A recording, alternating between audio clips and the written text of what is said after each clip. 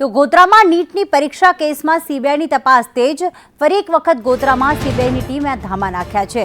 જય જલારામ સ્કૂલના કેટલાક શિક્ષકોની પૂછપરછ કરવામાં આવી રહી છે। ફરી એક વખત વાલીઓ અને વિદ્યાર્થીઓની પણ પૂછપરછ કરવામાં આવી રહી છે। મુખ્ય પોસ્ટ ઓફિસમાં પણ તપાસનો ધમધમાટ।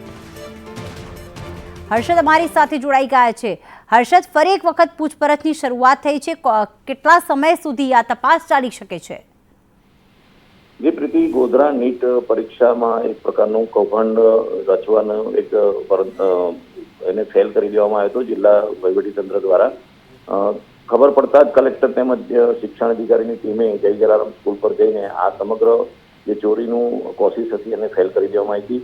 પરંતુ બિહારમાંથી આ પ્રકારની ચોરીનો મામલો સામે આવતા સમગ્ર દેશમાં નીટ મામલે ચોરીનો મામલો ઉભો થયો હતો અને આ મામલે સુપ્રીમ કોર્ટમાં હાલ આ કાર્યવાહી સુનાવણી પણ ચાલી રહી છે, જેમાં 2 દિવસ પહેલા જજ દ્વારા ચીફ જસ્ટિસ દ્વારા ગોધરા કાંડ મુદ્દે અલગ પ્રકારનો કેસ હોવાનું જણાવવામાં આવ્યું હતું અને સીબીઆઈને ટકોર પણ કરવામાં આવી હતી। એના ભાગરૂપે સીબીઆઈ ફરી એકવાર ગોધરામાં આવી હતી અને ગોધરામાં આવી અને વાલીઓની પૂછપરછ આચરી હતી। હાલ સીબીઆઈની દ્વારા વાલીઓની પૂછપરછ ચાલુ છે। આભાર તમામ વિગતો માટે હર્ષદ।